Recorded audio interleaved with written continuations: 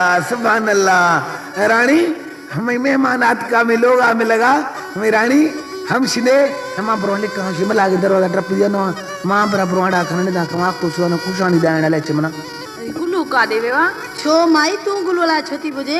दंदरी बननी में तनी हम बटरी अरे पांच ज़बान संभाले गाला ज़बान संभाले गाला मां भी चवा यो मारियो रोज वने का दे तो यो अचे अचे तने को पुछा नी न कुछ मेहमान आर मन्यार मैं मेहमान इज्जत खना ना खन ए वद मद न मुड़ाए न रानी कम थुक पुजा हल्का ना खनी जे कदे अन्या त न मुड़ाए न दोस्त पादर लो ठोकी अन्या जे कदे न मुड़ाए न है पुतड़ो पटी पर मैं मेहमान इज्जत कर मौला कसमे बुकोश में लगा मैं दे पे आ गई मैं इस काम के फकीर मांगतिया कर दिया रानी शहर घट वद न कुछ ना कर फयाद उती एडो लकड़ो त खने तने हणा वट चेल जी भन्या दिया चेल कुबी जगे रे खणी लुडंदी थे छे यो भी गाला तो जोगी तू भी हेडे अचु मुझे वेजो ना वेजो मिलागा मा कनो को नवाशी वेजो पूरा पगड़ी चिया बरा बिरानी छिती बिलाए कुटी रे मौला कसम माजी क्षमा करा पिया के नगाले नवा पादर जराए नवा पादर एड़ा पादर ने माजी चिगम नहीं पिघल जींदो अई चिगम वांगु रबड़ाई हलंदी वतंदी रबड़ाई हां जनीत मई खबर को तो जनत चबुआ जनीत चुप कर गती वे असा घर में सिदो तो मुके खुराए बेइज्जती कराया तजो दरागुल माथो दर मिलु ने मोछलो न जथे खड़ो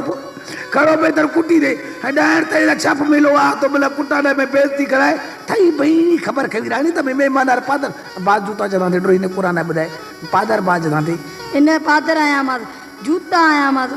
जो आयू मा जो खोला पट्टी चोपल जी थुकू आई पादर आया मा जो खोला तो दब एड़ा दबया मा तो भी बेनक सी फिरी गिरी बेनक सद मामा जो समय दोना पूरा सिर खवेश को खोलो पास हो डाण मैं बगुड़ रोग ने औशे गिंद हम शियार गिंद खबर ने मना केड़ा कलाम याद आखता केड़ो हां बुधाना ने बुधाए रोगे में परदेसी यार बूथा पुछड़ा खदिया पादरा दास्तिया तो कबुजा दास्तिया अब शिरोगे हां जावे तू चा कुछ गिंद होश पे बुधा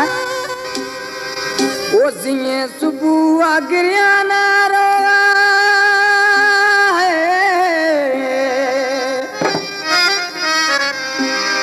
ओ सिए सुबह गिरयाना रोवा ओ बाज बिदी यरमान रोवा थई परदेसी मेहमान ओ बाज बिदी यरमान रोवा थई परदेसी मेहमान सिए सुबह गिरयाना रोवा ओ बाज बिदी यरमान रोवा थई परदेसी मेहमान ओ बाज बिदी यरमान रोवा थई परदेसी मेहमान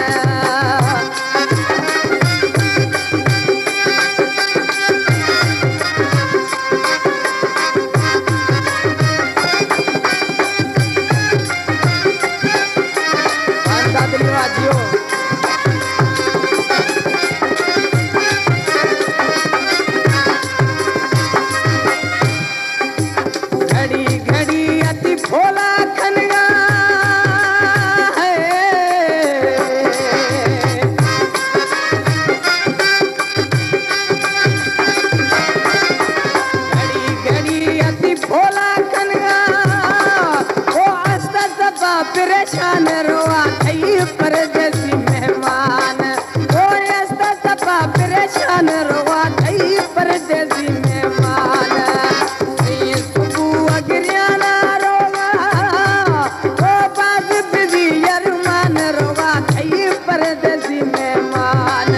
ओ बाज बिदी यरमान रोवा थई परदेसी मेहमान